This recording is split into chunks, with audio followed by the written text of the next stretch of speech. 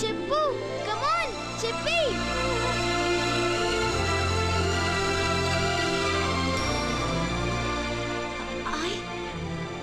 I love you. అది అలా చెప్పాలి. yes